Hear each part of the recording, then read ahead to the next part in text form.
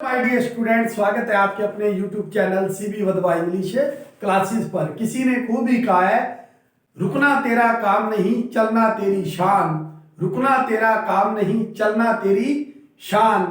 यही है एक सक्सेसफुल स्टूडेंट की पहचान। इसलिए अपनी पहचान बनाने के लिए हमेशा चलते रहें, रुके रहें। आज का हमारा टॉपिक है द प्रेपोजिशन। मैंने आपको पहले भी कहा था प्रेपोजिशन का टॉपिक है एक लेंथी टॉपिक है और काफी लंबा जाने वाला टॉपिक है। यहाँ पर आज हम मोस्टली आज तक जितने भी एग्जाम हुए आपके, किसी भी टाइप का कंपटीशन एग्जाम हुए, चाहे वो HSSC के, RPSC के, चाहे वो किसी भी टाइप का आपका एग्जाम होता है, तो उस एग्जाम के अंदर डाई के साथ ऑफ वर्ड यूज होगा, या डाई के साथ क्या होगा फ्रॉम, या डाई के साथ क्या वर्ड यूज होगा बाय, या डाई के साथ क्या होगा इन। काफी इंपॉर्टेंस रहता है ओ, फ्रॉम, बाय, इन चारों का यूज बहुत ही ज्यादा जरूरी रहता है। स्टूडेंट अक्सर इनको लेकर कंफ्यूज रहते हैं। कहाँ डाई के साथ फ्रॉम लगना है, कहां पर प्रेपोजिशन हमारी क्या लगेगी फ्रॉम लगेगी, कहां पर बाय और कहां पर क्या लगेगा इन। और मोस्टली स्टूडेंट क्या पढ़ते हैं डाई ऑफ, डाई के साथ जब भी ऑफ का पढ़ते हैं यूज। तो हम यहाँ पर एक 4 बॉक्स प्रिपेयर कर रहे हैं, जिन बॉक्स के माध्यम से हम आपको बताएंगे, इनके एग्जाम्पल भी देंगे कि किस चीज का कहां पर कितना यूज हो रहा है। हम यहाँ पर एक एक एग्जाम्पल इसका देंगे और आपको बताएंगे किसके साथ किसका यूज होता है और उसका रीजन क्या है, हम आपको ये भी बताएंगे। यहाँ पर हम पहले बॉक्स के अंदर क्या ले रहे हैं word die of. Die of का अगर हम ट्रांसलेशन पढ़ेंगे तो हमें सेंटेंस के अंदर इसका प्रयोग क्या मिलेगा से। लेकिन किसी ना किसी रीजन की बात होती है, कारण की बात होती है, जो सेंटेंस के अंदर एक्सप्रेशन होता है वो किसी ना किसी भाव एक्सप्रेशन होता है इसके अंदर। जैसे कि डाई ऑफ का जब भी यूज होगा तो आपको पता होगा किसी इलनेस की बात। इलनेस क्या होती है बीमारी, जिसको हम क्या कह देते हैं डिसीज कह देते हैं। या तो किसी ना किसी किसकी बात होगी बीमारी की बात होगी, या इसके अलावा किसकी बात होगी हंगर। हंगर क्या होती है भूख, या वर्ड हम यूज कर देते हैं इसके लिए स्टारवेशन। डाई फ्रॉम हंगर होता है वैसे भूख से मरना, स्टारवेशन किसी भूखमरी की बात होती है या हंगर की। या कि कोई आदमी थ्रस्ट से मर जाता है। थ्रस्ट क्या होता है प्यास, क्या होती है थ्रस्ट प्यास। कोई आदमी किससे मर जाता है प्यास से। इसी तरह से जैसे कोई आदमी एक्सपायर हो जाता है ग्रीफ से, किसी दुख से, किसी दुख से, या आदमी शेम किसी शर्म से। ये वो वर्ड है जिन वर्ड्स का अगर यूज हो जाए सेंटेंस में तो आपने क्या यूज करना है सेंटेंस में, इनमें से कुछ भी यूज हो जाए। नंबर 1 पॉइंट आपको हम ये बता रहे हैं कि इनमें से किसी भी वर्ड का यूज हो जाए एक सेंटेंस के अंदर तो आपने बिल्कुल कंफ्यूजन नहीं होना। आपने वहां पर, जैसा कि मैं एक एग्जांपल लिख रहा हूं, जैसे she died from, she died of fever, वह किस चीज से मर गई बुखार से मर गई। तो ज्वर से मर गई बुखार से, तो यहाँ पर डाई के साथ हमने क्या लगाया है डाई के साथ किसका यूज किया ऑफ, क्योंकि फीवर किसी बीमारी से मरी है तो क्या लगाएंगे फीवर। इसी तरह से जैसे ही डाइड वह मर गया किस चीज से डैश ग्रीफ, वह दुख से मर गया।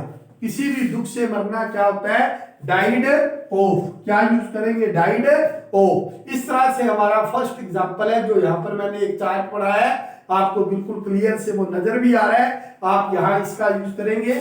इन 3 का हम यूज आपको, इन 3 का यूज एग्जांपल के साथ बता देंगे। इस तरह से हमारा डाई ऑफ जो हमारा फर्स्ट है वो हमने कंप्लीट कर दिया।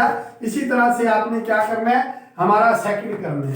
सेकंड में हमने क्या करना है, जैसे डाई फ्रॉम, क्या यूज करना है डाई फ्रॉम। डाई फ्रॉम क्या होता है, डाई फ्रॉम का हम यूज किसके लिए करते हैं, जैसे कोई आदमी किसी वाउंड से, वाउंड क्या होता है कोई जख्म, जख्म कह लो या घाव, किसी वाउंड से किसी की डेथ हो जाती है, किसी जख्म से डेथ हो जाती है।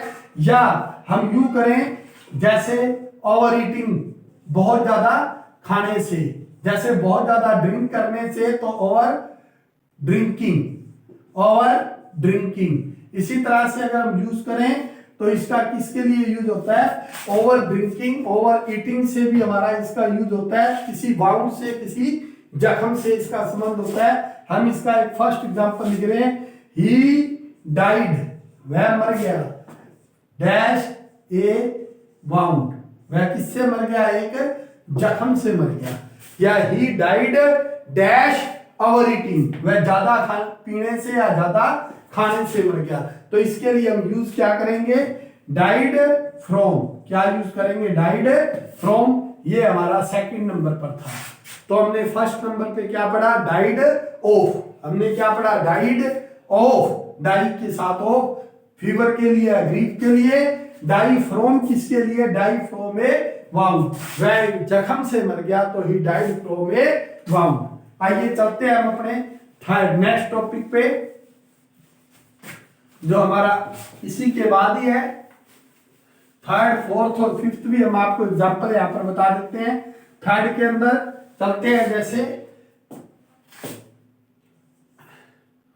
थर्ड एक और बॉक्स के अंदर हम आपको वर्ड दे रहे हैं, डाई, और इसके साथ किसका यूज होता है, डाई के साथ हम किसका यूज कर रहे हैं, बाय का यूज कर रहे हैं। किसका, बाय का यूज कर रहे हैं। आपको बता दे, किसी भी तरह की वायलेंस, वायलेंस क्या होती है, हिंसा, किसी भी तरह की हिंसा के लिए, या हम बात करें सुसाइड केस के लिए, ऑन हैंड, अपने हाथों से मरना, ऑन हैंड, खुद के हाथों से क्या होता है, डाई होना, मरना। तो सुसाइड, आत्महत्या के लिए हम किसका यूज करते हैं, डाई बाय। सुसाइड के लिए, इन दोनों वर्ड के लिए हम किसका यूज करते हैं, हमेशा बाय का यूज करते हैं। प्रेपोजिशन किसका यूज होता है, बाय का। जैसे ही डाइड डैश वायलेंस, वह किससे गया, हिंसा से। किससे, वायलेंस क्या होती है, हिंसा। यहां पर ओ आई लगाएंगे आप, VOIE। वायलेंस क्या होती है, हिंसा, वह हिंसा से, या यहां पर वर्ड सुसाइड आ जाता है। तो आपको हमेशा ध्यान रखना है कि इनके आने पर हमेशा किसके द्वारा, वह उसकी डेथ खुद के द्वारा हुई, हिंसा के द्वारा, या आत्महत्या खुद के द्वारा हुई, अपने हाथों से होती है। तो हम इसको क्या यूज करते हैं, डाइड, चाहे वो किसी भीड़ के अंदर हो, चाहे कैसे ही हो, डाइड, इस तरह की डेथ के लिए ही डाइड बाय वायलेंस या ही डाइड बाय सुसाइड। इसी तरह से हम नेक्स्ट एक और यहां पर लिख देते हैं, जैसे एक वर्ड है यहां पर,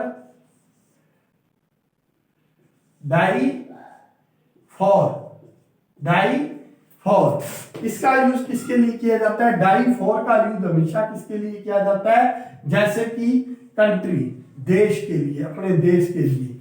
जैसे ही डाई डैश हिज कंट्री,